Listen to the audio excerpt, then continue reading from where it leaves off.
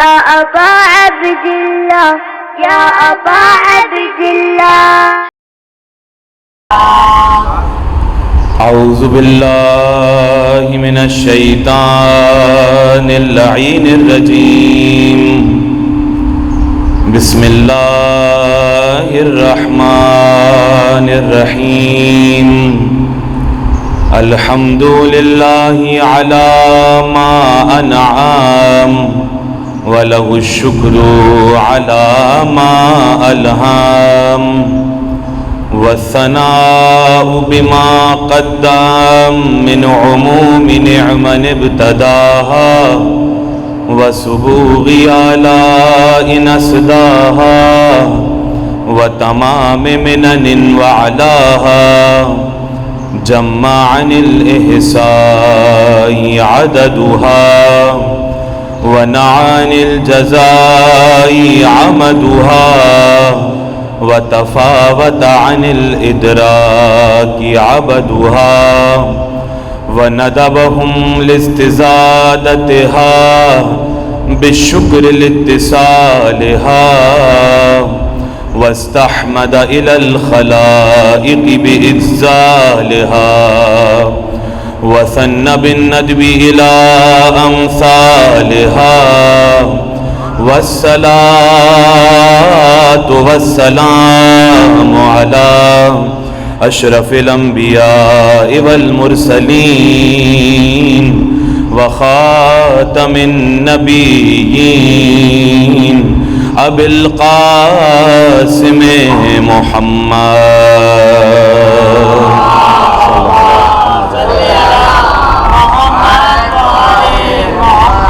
وعلى أهل بيته الطيبين الطاهرين المعصومين المظلومين المنتجبين المنتخبين لا سيما بقية الله في الأرضين روحي وأرواح العالمين لتراب مقدمه الفداء. صلوات پڑھیں محمد اور آل محمد.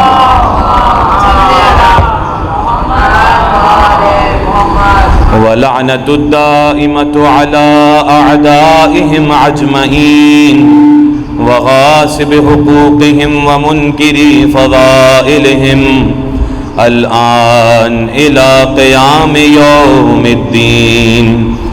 أما بعد فقد قال الله سبحانه وتعالى في محكم كتابه المجيد وفرقانه الحميد. بسم الله الرحمن الرحيم. إنما وليكم الله ورسوله والذين آمنوا الذين يقيمون الصلاة ويؤتون الزكاة وهم راكعون. صدق الله العلي العظيم. صلوات بجماعة.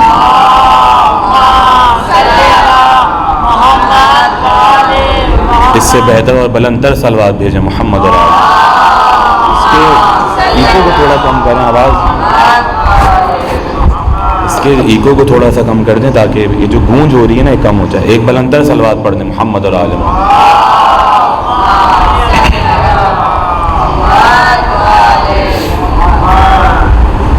قرآن مجید کا ان 2 دن کی مجالس کے لیے جس سورے کو موضوع سخن قرار دیا گیا ہے وہ قرآن مجید کا سورہ مائدہ اور اس کی 55ویں آیت کو کی تلاوت کا شرف حاصل کیا کہ جس آیت مجیدہ میں خداوند عالم جس انداز سے گفتگو کر رہا ہے اور جس انداز سے اہل ایمان سے گفتگو کر رہا ہے، جس انداز سے اہل ایمان کو یہ سمجھا رہا ہے، اور آیت جس انداز سے شروع ہو رہی ہے، اگر آپ اس پر توجہ کریں جو یقیناً آپ اہل قرآن موجود ہیں، اہل قرآن کی تلاوت کرنے والے موجود ہیں، اور الحمدللہ ہم اہل بیت کے ماننے والوں کا یہ شرف ہے اور اہل بیت کے ماننے والوں کا یہ امتیاز ہے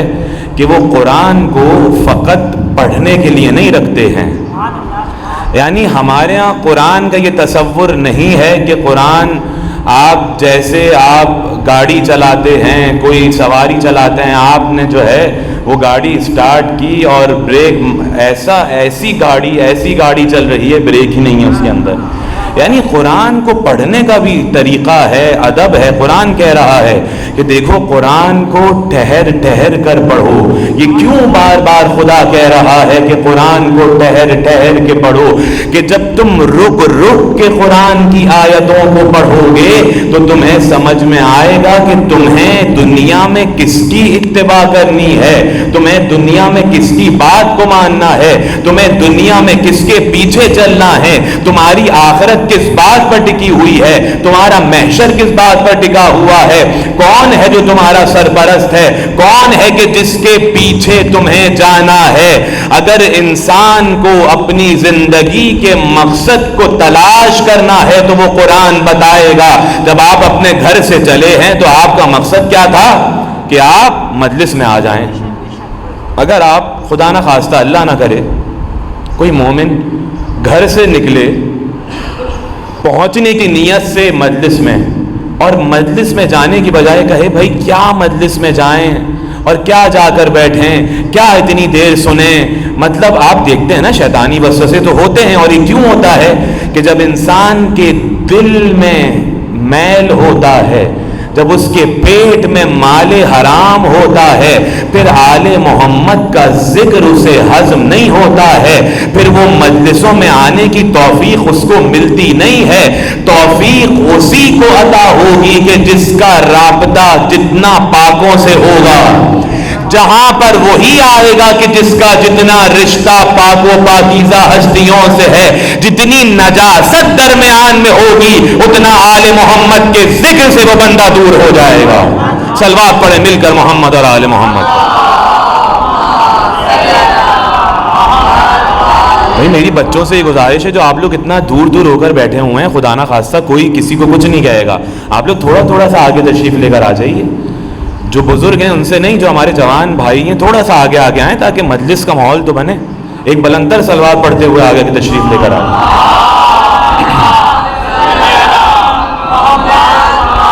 دیکھیے جس طرح آپ نماز پڑھتے ہیں نا, نماز کی کچھ شرائط ہوتی ہیں کہ جب صف میں کھڑے ہو تو خضوع ہو, خشوع ہو, ایسا نہ ہو تو امام نماز پڑھ رہا ہو, پیش امام آپ جو ہے اس سے آگے بھاگ رہے ہوں یا نماز میں ادھر ادھر. تو مجلس میں انسان پوری اپنی توجہ کے ساتھ بیٹھے, بیداری سے مجلس میں آئے گا, ثواب ملے گا مگر وہ کم ہوگا. ایک بلندر صلوات پڑھیں مل کر محمد اور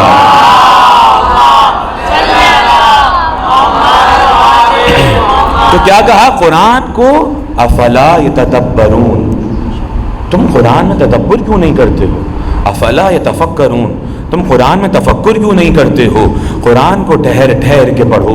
قرآن کے آداب ہیں, جب یہی قرآن ہمیں بتائے گا کہ کون ہے جو ہمارا سرپرست ہے, کون ہے کہ جس کے پیچھے ہمیں چلنا ہے, کون ہے جو ہماری زندگی کا مقصد ہے, کون ہے جو ہمارے موت کے وقت ہمارے کام آئے گا, کون ہے جو قبر کی تاریکیوں میں ہمارے کام آئے گا, کون ہے جو برزخ میں ہمارے کام آئے گا, کون ہے جو محشر میں ہمارے کام آئے گا, کون ہے جو میزان اعمال پر ہمارے کام آئے گا.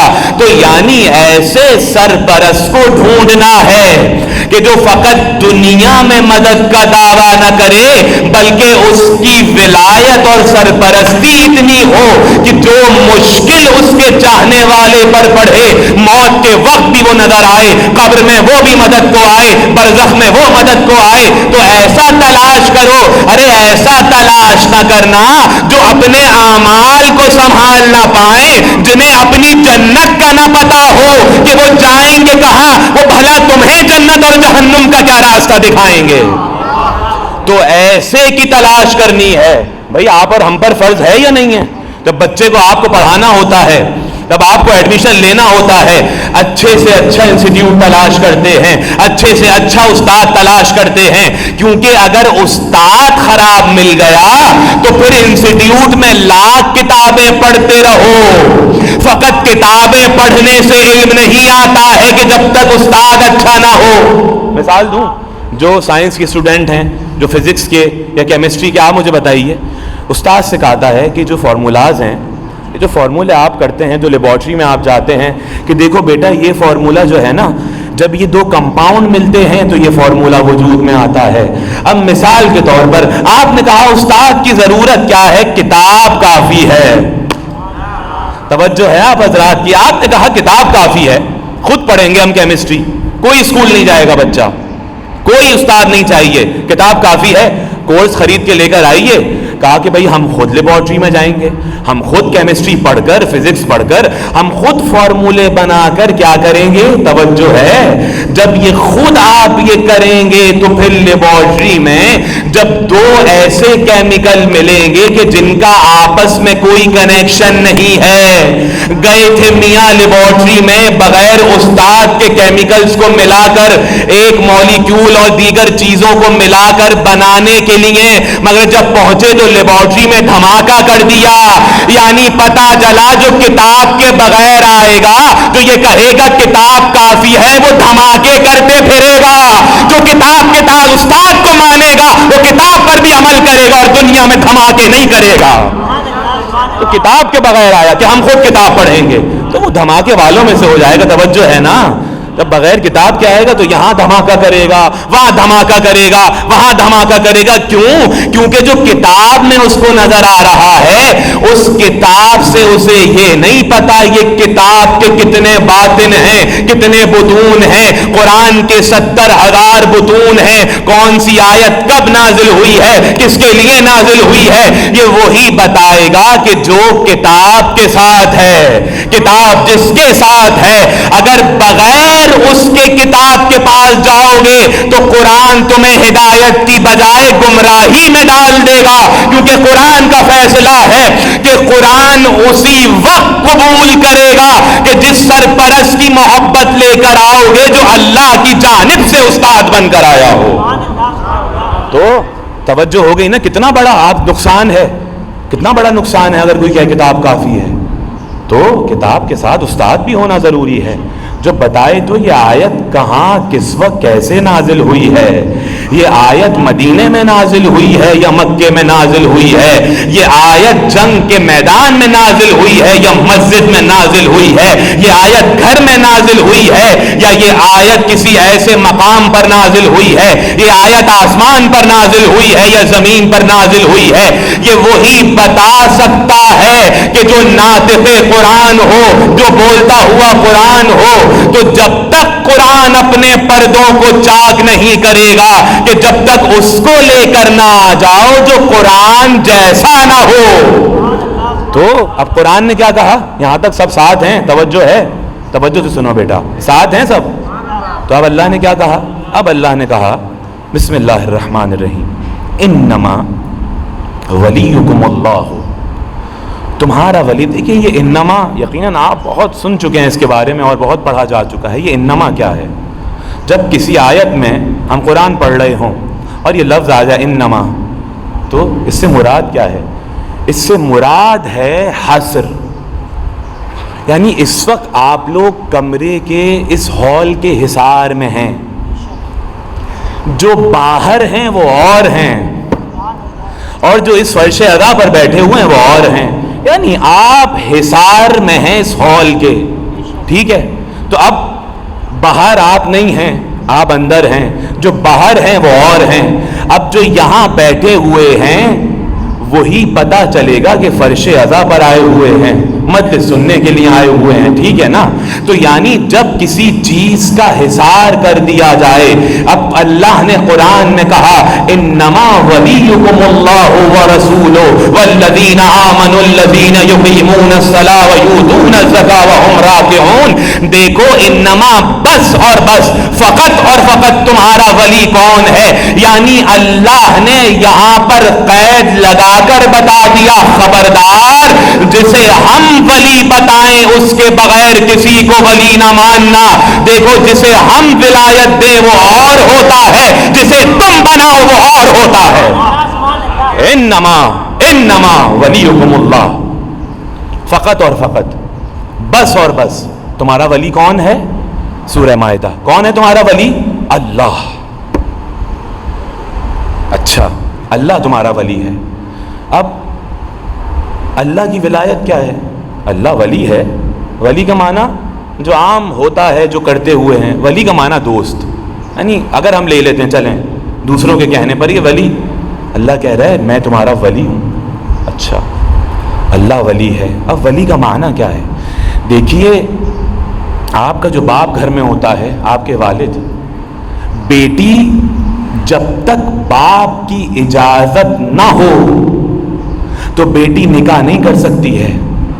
اگر باپ کی اجازت کے بغیر نکاح کیا یعنی بیٹی باپ کی ولایت میں ہے, بیوی باپ یعنی بیوی جو ہے وہ شوہر کی ولایت میں ہے.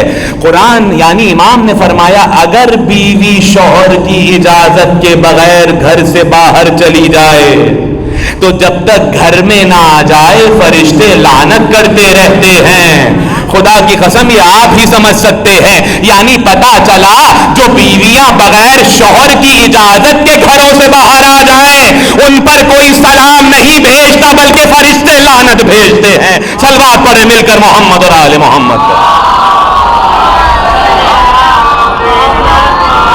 توجہ ہے نا, سب ساتھ ہیں. تو بغیر اجازت شوہر کی بیوی نہیں نکل سکتی, باپ کی اجازت کے بغیر بیٹی باہر نہیں نکل سکتی. یعنی یہ باپ اور بیوی. کیوں یہ ہو رہا ہے؟ یہ اللہ نے ولی بنایا ہے, سرپرست بنایا ہے کہ تمہارے ماتحت ہے, اس کے اچھے برے کی ذمہ داری تمہارے اوپر ہے, اس کی تربیت کی ذمہ داری تمہارے اوپر ہے, اس کی حفاظت کی ذمہ داری تمہارے اوپر ہے. یعنی مثال کے طور پر کوئی دنیا سے چلا جائے اور کہے میں اس جائیداد کا ولی اسے بنا کے جا رہا ہوں. اب توجہ ہے, تھک تو نہیں رہے ہیں, کسی کو بنا دے, جائیداد کسی کی ہے, اس نے کہا دیکھو میں جا رہا ہوں اور اس کو ولی بنا کے جا. اب مثال کے طور پر ایک شخص ہے, ایک آدمی ہے, عالم ہیں, بہت بڑے, 4 بیٹے ہیں ان کے. توجہ ہے, 4 بیٹے ہیں. اب 3 بیٹے انتہائی نالائق ہیں. باپ کو معلوم ہے جو میرے 3 بیٹے ہیں نا یہ اتنے نالائق ہیں, اتنے زیادہ جاہل اور برے ہیں کہ میرے جانے کے بعد یہ جو میرا ایک بیٹا ہے نا یہ اس کی حق تلفی کریں گے. یہ بیٹا عالم بھی ہے, اس جتنا علم اس باپ کا ہے اس بیٹے کے پاس ہے. اب باپ یہی چاہے گا جو نافرمان اولاد ہو اس کو کوئی حق دے کر نہیں جائے گا, دے گا اسی کو جو فرما بردار اولاد ہے, جو باپ کا تابع دار ہے. یعنی پتا چلا وہ 3 بیٹے اتنے نالائق تھے, اتنے زیادہ ہڈ حرام تھے کہ باپ نے کہا ان کے حوالے کر کے نہیں جاؤں گا. پتا چلا یہ میری جائیداد بیچ کر کھا جائیں, یہ میری جائیداد پہ حملہ کریں اور اس کو کوئی حق نہ دیں, تو ولی اسے ہی بنا کر جائے گا کہ جس کے بارے میں یہ یقین ہوگا کہ یہ ایسا ولی ہوگا جو نہ جس کے اندر کوئی بھی کجی ہوگی, نہ بے ایمانی ہوگی, نہ چور بازاری ہوگی, نہ حق غصب کرے گا. تو پتا چلا ولایت اسے ہی سونپی جاتی ہے جو ولایت کے بار کو اٹھانے والا ہے. یہ زمینی بات ہے, مگر جب عالم ملکوت سے, جب عرش سے کوئی آیت نازل ہو, جب اللہ کہے یہ تمہارا ولی ہے تو پھر اس کی ولایت کا دائرہ فقط زمین پر نہیں عالمین پر اس کی ولایت کا دائرہ ہوگا.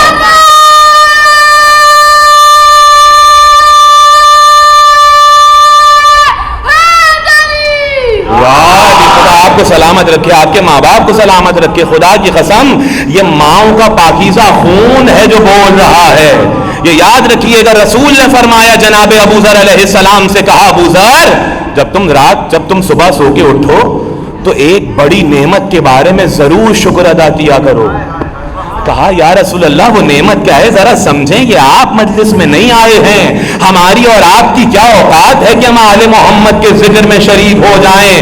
یہ کیوں ہم یہاں آ رہے ہیں، مجلسیں منعقد کر رہے ہیں، کیوں بیٹھ رہے ہیں سارے کام کاج چھوڑ کر؟ رسول نے کہا ابو ذر کہ نعمت کا شکر ادا کیا کرو۔ کہا کہ کون سی نعمت؟ کہا اپنی ماں کی طہارت کا شکر ادا کیا کرو، اپنی ماں کے لیے دعائیں کیا کرو کہ اس کی وجہ سے تمہارے دل میں ہماری محبت ہے۔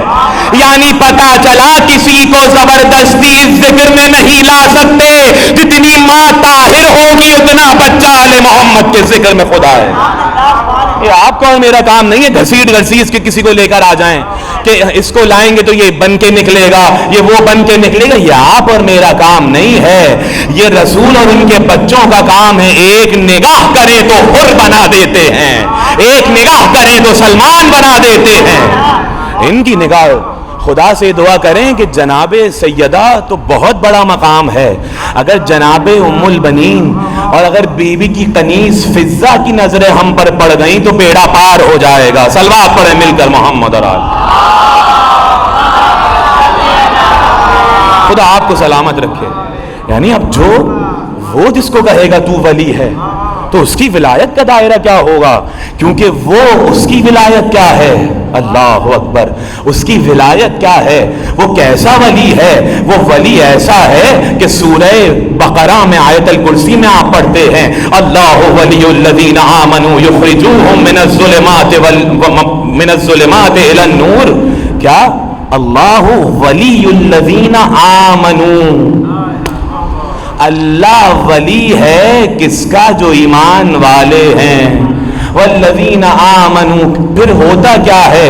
یخرجونہم من الظلمات الی النور، اللہ وہ ولی ہے کہ جو ظلمتوں سے نور کی جانب لے کر آتا ہے، یعنی ظلمتوں میں وہ رہنے نہیں دیتا ہے، اس کی ولایت یہ ہے۔ اور پھر کہا ہے کیا؟ اللہ لا الہ الا هو الحی القیوم، اور اللہ ہے کیا؟ وہ حی بھی ہے، وہ قیوم بھی ہے، اس کی ولایت کیا ہے؟ کہا سبحان الذی، کیا قرآن نے کہا جب اللہ کی بات آئی آپ پڑھتے نا سبح للہ، اللہ وہ ہے کہ زمین و آسمان میں اس کے لیے تسبیح ہو رہی ہے، اس کی ولایت یہ ہے یحیی و یمیت و یمیت و یحیی، وہ زندوں میں سے مردوں کو نکالتا ہے، وہ زندوں کو مردہ کرتا ہے، مردوں کو زندہ کرتا ہے۔ اور سورہ ملک میں کہا کہ اس کے ہاتھ میں ملک ہے، یعنی یہ اللہ کی ولایت ہے۔ جب چھٹے امام سے پوچھا گیا کہ میں اللہ کا شکر ادا کرنا چاہتا ہوں، مجھے بتائیے، امام نے کہا ایک آیت ہے جس سے تو اللہ کا شکر ادا کر سکتا ہے۔ کہا کون سی آیت؟ سورہ الحمد میں آواز دی الحمدللہ رب العالمین، یعنی حمد ہے اس اللہ کی جو عالمین کا رب ہے۔ اس کی ولایت کیا ہے؟ یعنی اس کی ولایت وہ جانتا ہے۔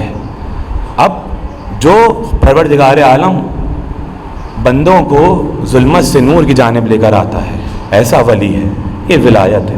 اور مردوں کو زندہ کرتا ہے، توجہ ہے، زندوں کو مردہ کرتا ہے، اس کی ولایت یہ ہے اگر وہ چاہے تو مرد کو عورت بنا دے، اس کی ولایت یہ ہے اگر چاہے تو زندہ کو مردہ کر دے۔ جیسے قرآن میں اس نے کہا نا کہ جب آخرت ہوگی یہ جو ہڈیاں گل سڑ گئی ہوں گی دوبارہ ان کو زندہ کرے گا، ہڈیوں کو ملائے گا، اس پر گوشت چڑھائے گا، دوبارہ انسان کو، یعنی پتہ چلا یہ اللہ کی ولایت کے ذریعے سے ہو رہا ہے کہ اگر مردہ ہو تو زندہ ہو جائے، زندہ ہو تو مردہ ہو جائے، یعنی اس کی ولایت کا دائرہ کار عالمین پر ہے اور اس کو کسی نے ولی بنایا نہیں ہے۔ یہ ہمارا عقیدہ ہے، اس کی صفات عین ذات ہیں، اس کی ذات میں ولایت ہے، اس کی ذات سے جدا نہیں ہے، وہ ولی ہے،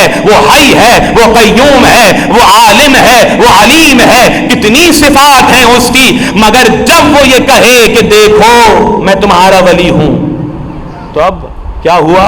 ہم کہیں یا اللہ تو ہی ولی ہے، بس یا اللہ مدد، بس یا اللہ مدد، یہاں تک اللہ رک جاتا، مگر اللہ کو معلوم تھا یہ سب کچھ رسول سے لینے کے بعد یہ کہیں گے اب رسول کی ہمیں ضرورت نہیں ہے، ہم اللہ سے ڈائریکٹ معاملہ کرنے کے لیے راضی ہیں، اب رسول جا چکے ہیں۔ یعنی کہا سنو رک جاؤ، ابھی سنو تمہارا دوسرا ولی کون ہے؟ کہا میں اللہ تمہارا ولی ہوں۔ اور کون تمہارا ولی ہے؟ انما ولیکم اللہ ورسولہ، اور رسول تمہارا ولی ہے۔ یعنی پتا چلا کہ اب جو ولایت وہاں سے آ رہی ہے وہ رسالت میں منتقل ہو رہی ہے، تو اب جیسے وہ زندہ ہے، جیسے وہ زندگی بانٹنے والا ہے، اس کو موت نہیں آ سکتی ہے۔ اب جسے اللہ اپنی ولایت دے اس کے دنیا کے جانے کے بعد تم یہ کہو گے رسول مر گئے، اگر تم نے یہ کہا تو پھر اللہ کی ولایت پر شک آئے گا۔ اگر تم نے یہ کہا کہ رسول، کہا کہ ہاں میرا رسول تمہارا ولی ہے، ایسے میں سرپرست ہوں، اب زمین پر تمہارا ولی کون ہے؟ یہ رسول ہے۔ اور یہ رسول کیسا ولی ہے؟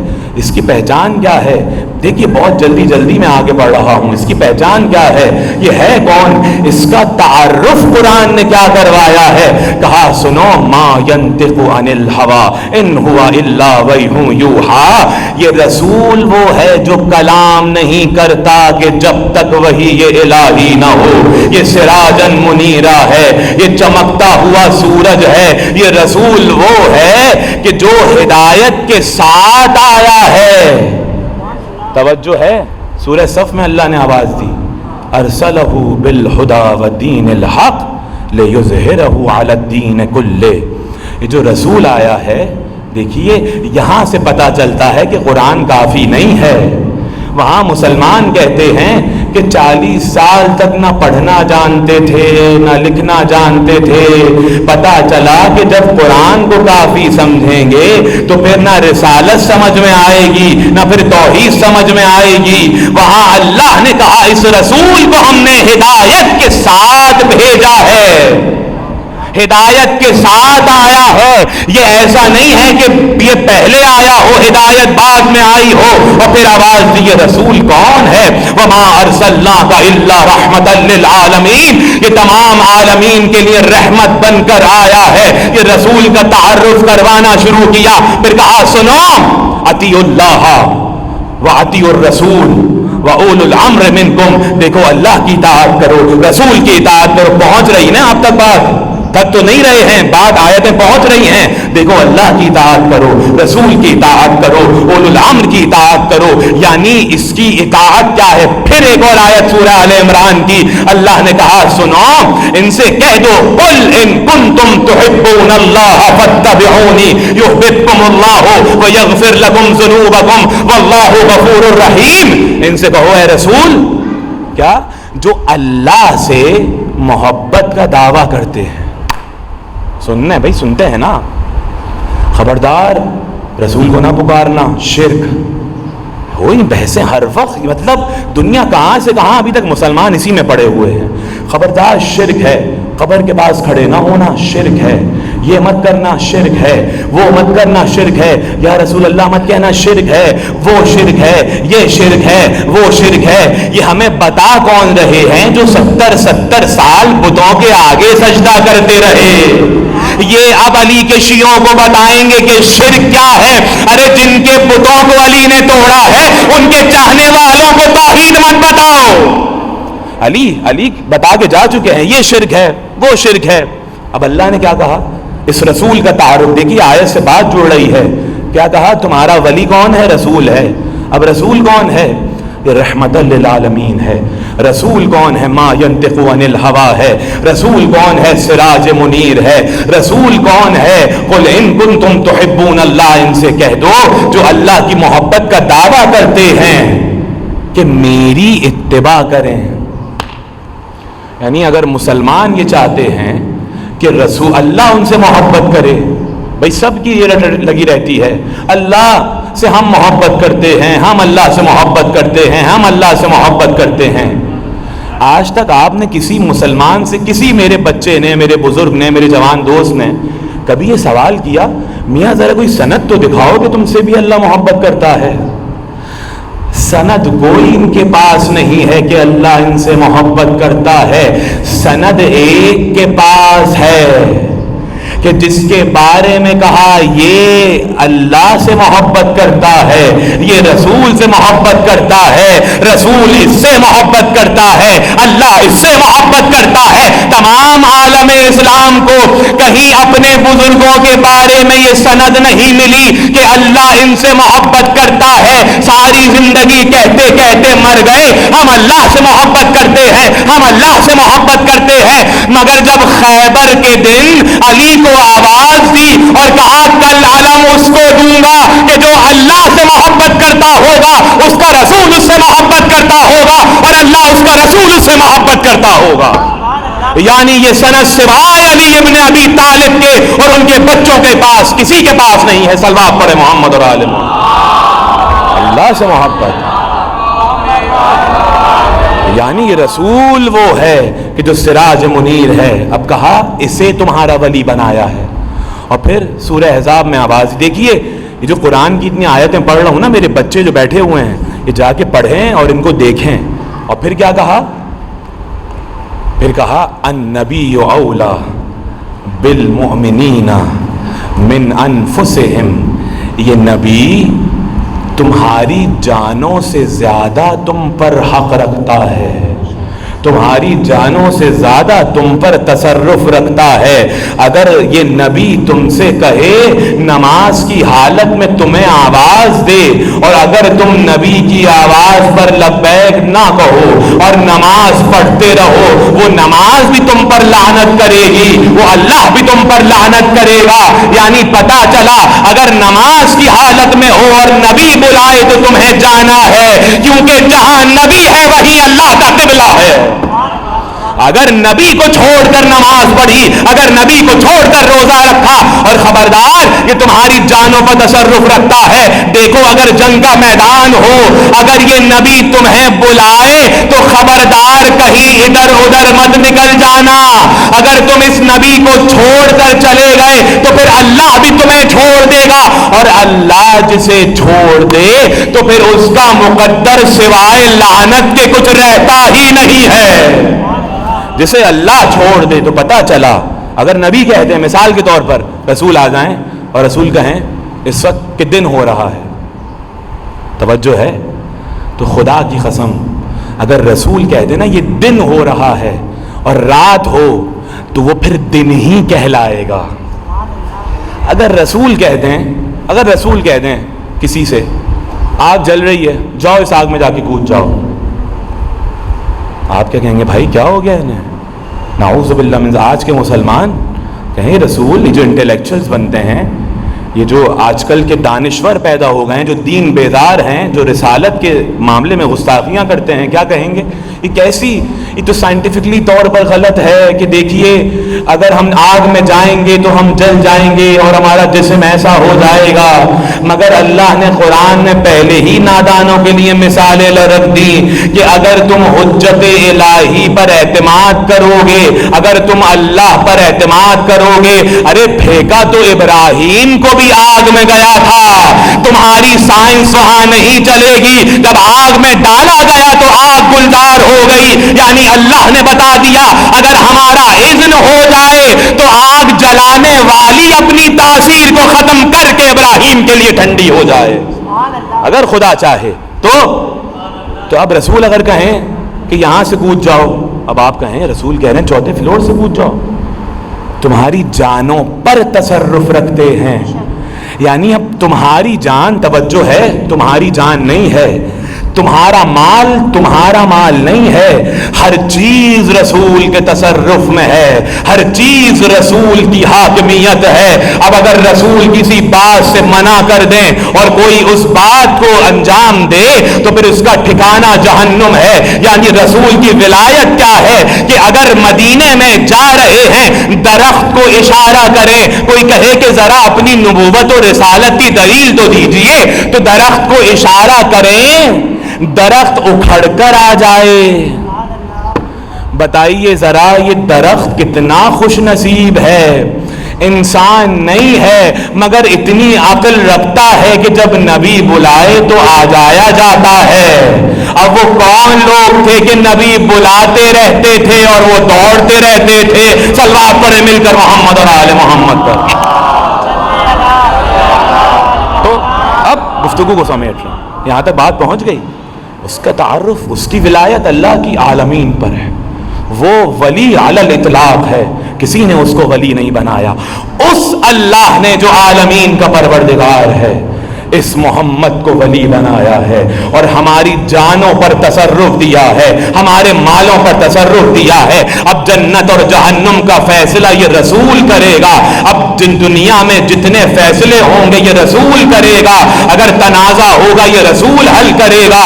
تو اب بات یہاں تک پہنچ گئی، بس گفتگو کو سمیٹ رہا ہوں۔ پھر اللہ نے یہی نہیں کہا رک جاؤ، فقط تمہارا ولی میں نہیں ہوں، یہ رسول بھی تمہارا ولی ہے۔ اب اللہ نے یہ نہیں کہا کہ جب تک زندہ ہے، جب تک تمہارا ولی ہے، جب تک تمہارا سرپرست ہے۔ اب یہ کہنے والے کہ رسول دنیا سے چلے گئے، اب مدد نہیں کر سکتے، ان سے دعا نہ مانگو، ان کا واسطہ نہ دو، تو اس کا مطلب ہے وہ اللہ کو مردہ سمجھتے ہیں۔ جس کو اللہ ہدایت دیتا ہے اسے موت نہیں آتی ہے، بظاہر دنیا سے گئے ہیں مگر آج بھی رسول کی ہدایت یہاں جاری ہے، رسول کا فیض یہاں جاری ہے۔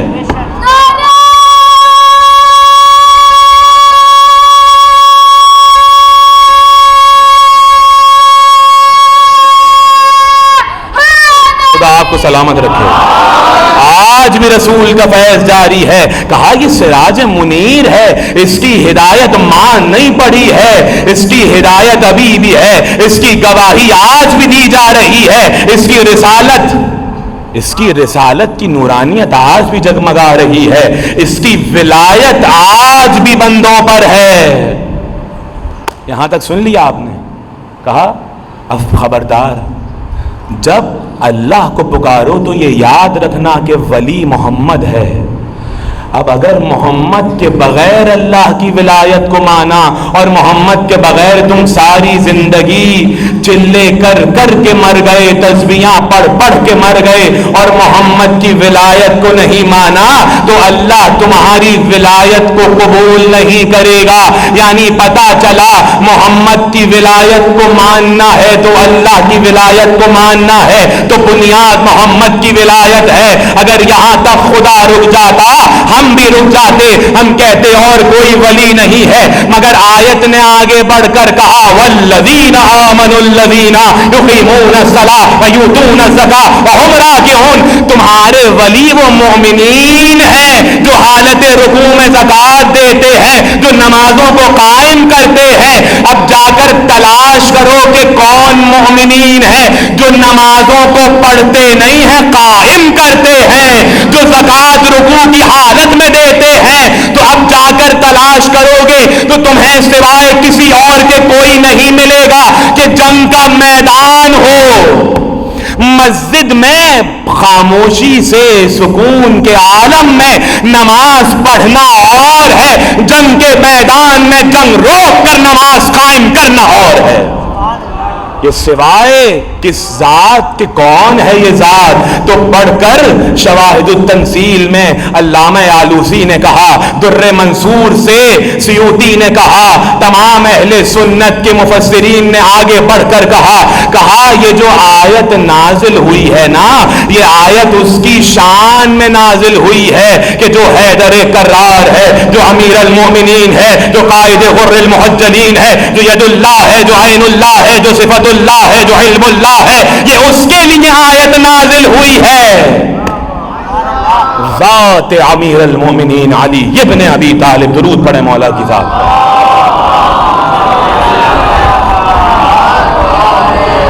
خدا آپ کو سلامت رکھے، اتنے اچھے طریقے سے آپ سن رہے ہیں، بس گفتگو کو تمام کیا کل باقی۔ کہا اچھا اللہ نے نام تو نہیں لیا، بھئی ہے نا، نام نہیں لیا اللہ نے۔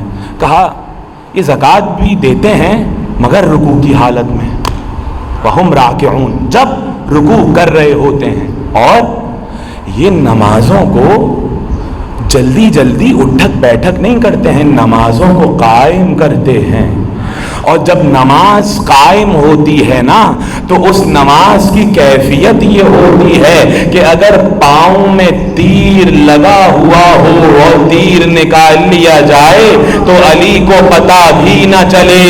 اور نماز کے قائم کرنے کی کیفیت یہ ہوتی ہے کہ علی سے کسی نے آ کر پوچھا کیا آپ نے خدا کو دیکھا ہے؟ کہا کہ ہاں ہم نے خدا کو دیکھا ہے. تو چونک کر رہ گیا. کہا چونک کیوں رہا ہے؟ کہا یا علی آپ نے خدا کو دیکھا ہے؟ کہا میں ایسے خدا کی عبادت ہی نہیں کرتا کہ جسے میں نے دیکھا نہ ہو. تو علی فوراً پلٹ کر کہا کیسے دیکھا؟ کہا ان نگاہوں سے نہیں دل کی نگاہوں سے دیکھا ہے. اب ایک روایت سن لیں اور آپ سے دعائیں لینی ہے کہ علی کی یہ نگاہیں کیسی ہیں تو پھر دل کی نگاہیں کیا ہوں گی. روایت کہتی ہے علی مسجد کوفہ میں تھے اور اچانک سے دیکھا کہ ایک شخص علی کے سامنے آ کر بیٹھ گیا.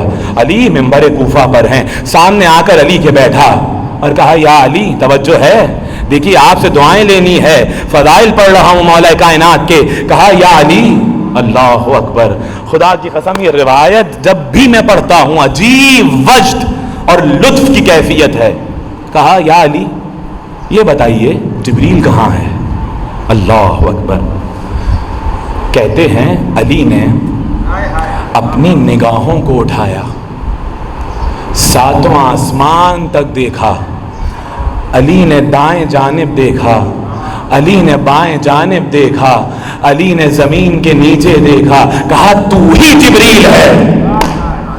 جیسے ہی کہا تو ہی جبریل ہے، یعنی پتہ کیا چلا؟ جب علی نے آسمان پر نگاہیں کی تو ساتوں آسمان کو دیکھا، عرش کو دیکھا، دائیں جانب دیکھا، تمام عالمین کو علی دیکھ رہے ہیں. ارے جس کی ظاہری نگاہیں ایسی ہوں اس کے دل کی نگاہیں کیسی ہوں گی؟ صلوات پڑھیں مل کر محمد اور آل محمد پر.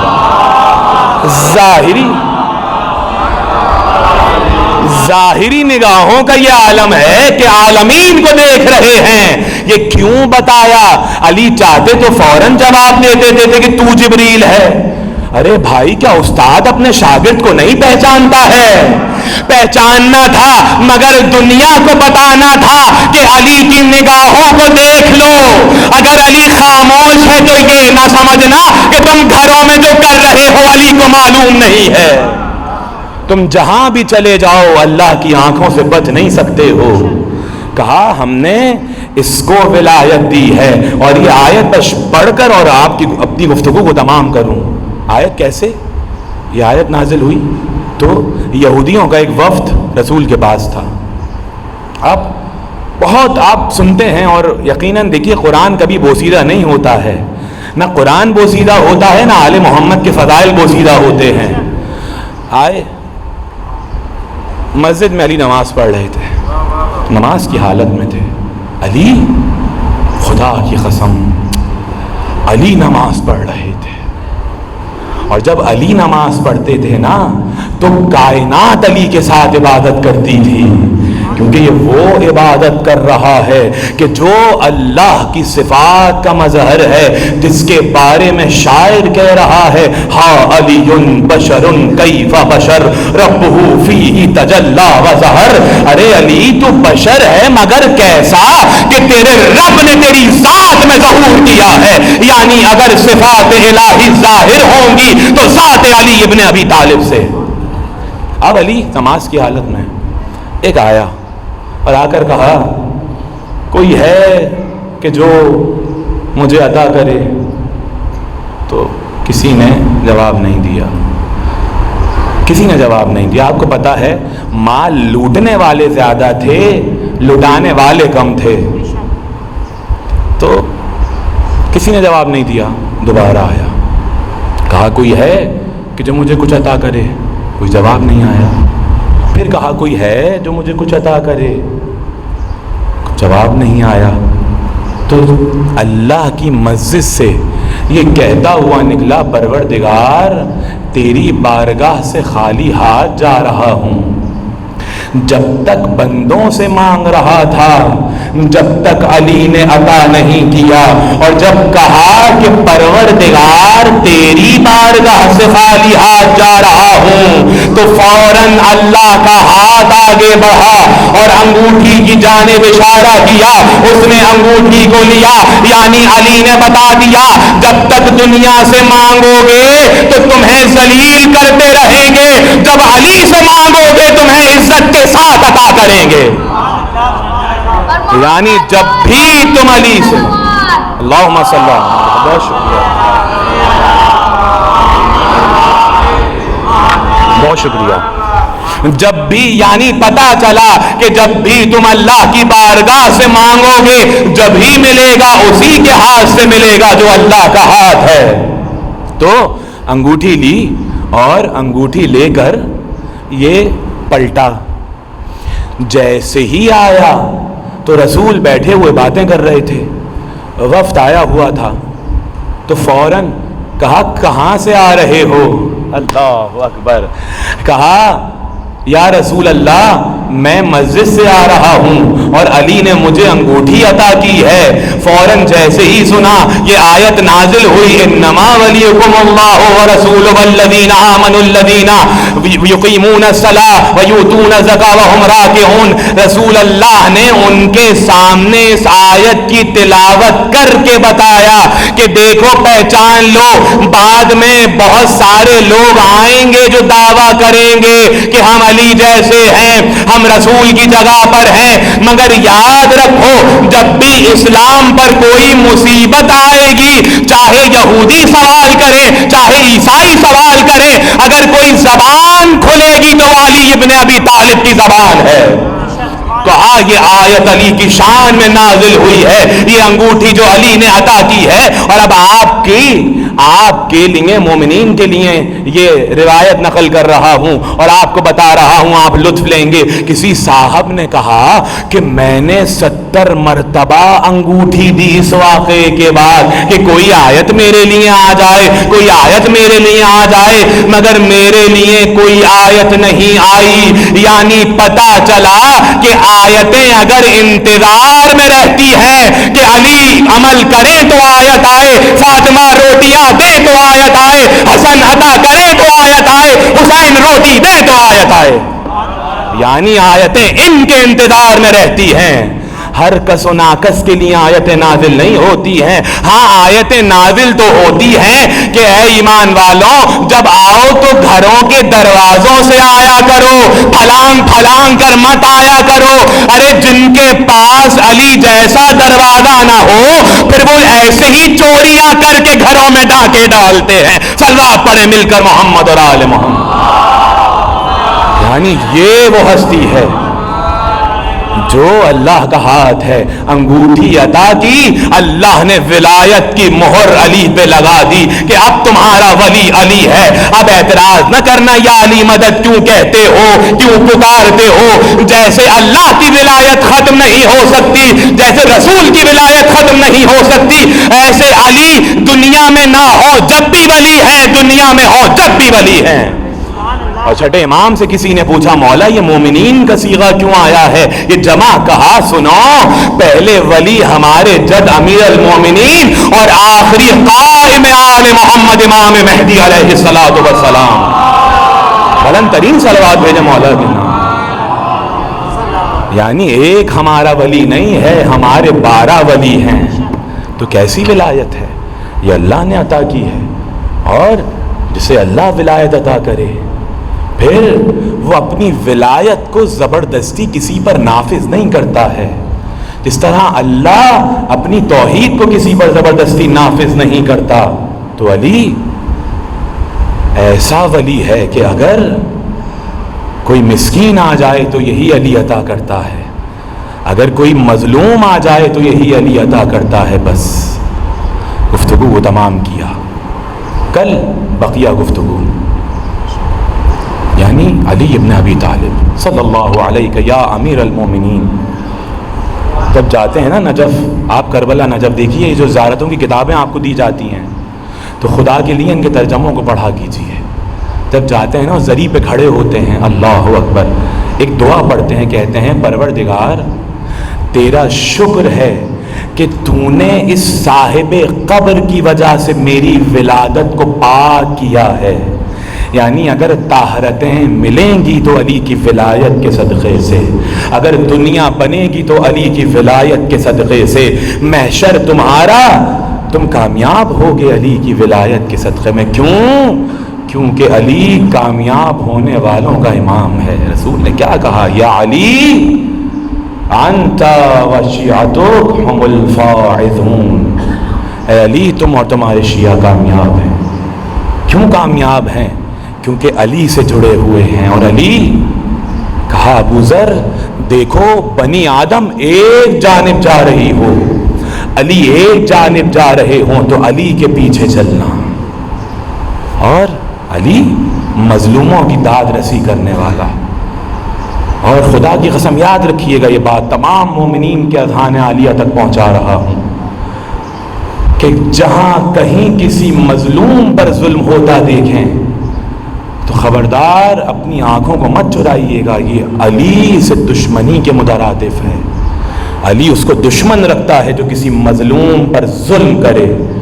اور کیا کہا علی بن ابی طالب نے کہ جب میں محشر میں جاؤں اور میں اس حال میں اللہ اور رسول کا سامنا کروں کہ میری گردن پر کسی بشر کا حق ہو، اس سے بہتر ہے کہ میں اپنی رات کانٹوں کے بستر پر گزار دوں.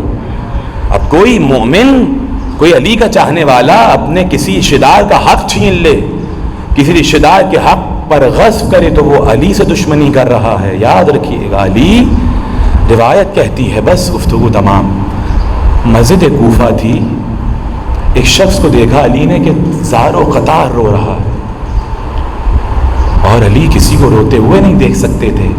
یہاں تک کہ صحابہ رسول اور صحابہ امیر المومنین کہتے ہیں کہ علی یتیموں سے اتنی محبت کرتے تھے، اتنا یتیموں کا خیال کرتے تھے کہ ہم یہ تمنا کرتے تھے کاش ہم یتیم ہوتے تو علی ہم سے بھی اتنی محبت کرتے.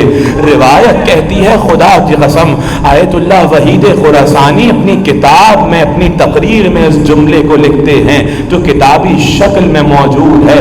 کہتے ہیں شخص کو علی نے روتے ہوئے دیکھا، کہا علی نے پوچھا اے شخص تو کیوں رو رہا ہے؟ کہا یا علی مجھ پر ظلم ہوا ہے، یا علی میں مظلوم ہوں. فوراً علی نے کہا اے شخص ہم دونوں بیٹھ کر روتے ہیں، میں مجھ پر بھی ظلم ہوا ہے، ہم دونوں بیٹھ کر روتے ہیں. آزاداروں کیسا کیسا ظلم علی پر ڈھایا گیا ہے ایک ایسے مرد کے لیے کہ جس کے پاس دین کا علم ہو، جو غیر فرار ہو، جو حیدر کرار ہو. ارے اگر اس کے سامنے اس کی بیوی کو تماچا مار دیا جائے، ارے اس کے سامنے اس کے گھر کو جلا دیا جائے، ارے کتنا صبر علی نے کیا. جب زہرا کی قبر پر آئے کہا زہرا میں تنہا رہ گیا، تم میری واحد دوست تھی. ہاں عزاداروں جانتے ہو یہ تمہارا مولا کنویں میں منہ ڈال ڈال کر بلک بلک کر روتا تھا. ارے دنیا نے علی کو نہیں پہچانا، بڑا علی پر ظلم کیا گیا، علی کے گلے میں رسی کو ڈالا گیا، علی کو گھسیٹا گیا. عزاداروں جانتے ہو چھٹے امام نے بڑا سخت جملہ فرمایا ہے، کہا ہمارے لیے عاشور سے زیادہ سخت دن وہ دن تھا جب ہمارا حق غصب کیا گیا، ہمارے جد کے حق پر ڈاکہ ڈالا گیا.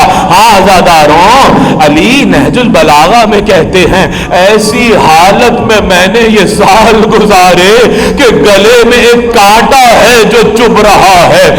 آزاداروں کیا کیا ظلم کیے گئے تمہارے امام پر، ممبروں سے سب و شتم کیا گیا. ارے بچوں کے سامنے علی کے بارے میں کیا کیا نہ کہا گیا. میں کہوں گا مولا آئیے آپ کے چاہنے والے آپ کے درد کو بیان کر رہے ہیں. مولا اے صاحب الزمان آئیے ان عزاداروں پر اپنی رحمتوں کو نازل کیجئے۔ ہاں عزیزوں، آج کی رات آ گئی نا، یہ قیامت کی صبح آنے والی ہے۔ ارے بیووں کا امام جا رہا ہے، یتیموں کا پالنے والا جا رہا ہے، ارے مسکینوں کا صاحبان جا رہا ہے، ارے شیعوں کا امام جا رہا ہے، امت کا امام جا رہا ہے۔ مولا آپ کے شیعہ یتیم ہونے والے ہیں، ارے ایسے گریا کرنا کہ اگر باپ مر جائے یتیم بچہ روتا ہے۔ عزاداروں، آج کی رات علی نے اپنی بیٹی ام کلثوم کے گھر افطار کیا، بیٹی نے بابا کو افطار کروایا۔ جب غذائیں لائی گئیں، دودھ لایا گیا، نمک لایا گیا، روٹی لائی گئی، علی نے کہا ہے میری بیٹی، کیا تو نے کبھی دیکھا ہے کہ تیرے بابا نے ایک وقت میں کبھی زیادہ غذا کو کھایا ہو؟ جاؤ یہ لے جاؤ، علی آج روٹی سے افطار کرے گا۔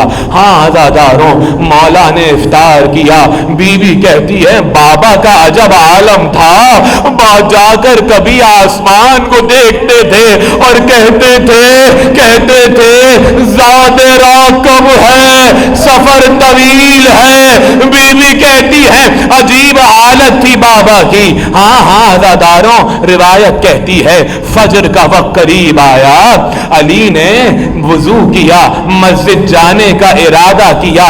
روایت کہتی ہے گھر کی مرغابیاں علی کے راستے میں آ گئیں، جیسے رو رو کر کہہ رہی ہو مولا نہ جائیے، مولا آپ کے بعد کون ہمارا ہوگا۔ علی نے ام کلثوم سے کہا بیٹی میری ایک وصیت سن لو، اگر ان کو پال سکو، پانی دانا دے سکو تو ان کو دینا، اگر نہ کر سکو آزاد کر دینا۔ میں کہوں گا یا علی، ارے مرغابیوں کا اتنا خیال ہے، مگر 61 ہجری ہوگی، عصر کا ہنگام ہوگا، ارے آپ کا بیٹا حسین علی اصغر کو ہاتھوں میں لے کر پانی مانگ رہا ہوگا۔ اجرکم اللہ۔ عزاداروں سنو گے، علی گھر سے باہر نکلے، مسجد کا خدا آپ کی آوازوں پر رحمت نازل کرے۔ ہاں، جس کو مشکل کشا کہہ کر پکارتے تھے وہ جا رہا ہے، ارے ہم یتیم ہو رہے ہیں یا علی، آپ کے شیعہ یتیم ہو رہے ہیں۔ روایت کہتی ہے علی مسجد کی جانب چلے اور راستے میں کچھ اصحاب آئے، کہا یا علی ہم آپ کے ساتھ چلنا چاہتے ہیں۔ علی نے کہا میں اکیلے مسجد جاؤں گا۔ علی مسجد میں گئے، اللہ اکبر، علی محراب عبادت میں آئے، علی نے اذان دینا شروع کی، اللہ۔ جب اللہ اکبر علی نے کہا ہوگا، کائنات علی کے ساتھ تسبیح کر رہی ہوگی۔ روایت کہتی ہے آج علی کی اذان بڑی عجیب اذان تھی، میں کہوں گا زینب اے میری شہزادی، اس اذان کو ذرا دل سنبھال کر سننا، ارے ابھی آسمان سے ایک صدا آنے والی ہے، ارے ایک اذان، میں کہوں گا بی بی، مگر جب پہلے علی کی آپ نے اذان سنی، آپ گھر میں موجود تھی، ارے جب علی اکبر اذان دے گا، سغرا پکار کر کہے گی ارے بھیا بہن یاد کر رہی ہے۔ آزاداروں، آخری جملے، علی نے اذان دی، علی نے نمازیوں کو اٹھانا شروع کیا، دیکھا ایک ملعون اوندھا لیٹا ہوا ہے، علی اس کے قریب گئے، ٹھوکر مار کے اٹھایا، کہا اٹھ جا نماز کا وقت ہو چکا ہے۔ ارے اپنے قاتل کو نماز کے لیے جو جگائے اسے علی کہتے ہیں۔ عزاداروں میں کہوں گا مولانا جگائیے، آپ کے شیعہ یتیم ہو جائیں گے، ارے روایت کہتی ہے علی مصلی عبادت پر گئے اور علی نے نماز کو شروع کیا، تکبیرۃ الاحرام کہا، نماز علی نے شروع کی۔ عزاداروں جیسے ہی علی رکوع میں گئے، اب سجدے میں جانے والے تھے، اس ظالم نے دیکھا کہ اب علی سجدے میں جانے والے ہیں۔ اللہ اللہ اللہ اللہ، خدا آپ کو کسی غم میں نہ رلائے، کیسے مصائب پر ہوں، ارے کیسے ان جملوں کو ادا کروں، ہائے میرے مولا کی مظلومیات، ارے وہ عبد الرحمن ابن ملجم مرادی ملعون زہرالود تلوار لے کے آگے بڑھا، علی سجدے میں تھے، ضربت کو مارا، آواز آئی تحطمت واللہ ارکان الہدی، ارے ہدایت کے ارکان منہدم ہو گئے، مرتضی مارے گئے۔ عزاداروں علی کے سر پر ضربت لگی، زینب تک آواز گئی، بیٹی سے رہا نہ گیا۔ حسن حسین دوڑتے ہوئے مسجد کی جانب آئے، آخری جملے جیسے ہی مسجد کی جانب آئے، جب بابا کی حالت کو دیکھا، میں کہوں گا یا علی کتنے خوش نصیب ہیں نا آپ کہ جب آپ کے سر پر تلوار کا زخم لگا، حسن بھی آگے بڑھے، حسین بھی آگے بڑھے، عباس بھی آگے بڑھے، محمد حنفیہ بھی آگے بڑھے۔ علی کے 18 بیٹے تھے، ارے کسی نے گردن میں ہاتھ ڈالا ہوگا، کسی نے سر کے زخم پر کپڑا رکھا ہوگا، ارے کسی نے علی کو سہارا دیا ہوگا۔ بس آخری جملے میں کہوں گا یا علی آج آپ کے 18 بیٹے ہیں، ارے سب آپ کے ساتھ ہے، مگر جب حسین کی رگوں پر شمر کا خنجر چلے گا، آواز دے کر کہیں گے عباس عباس۔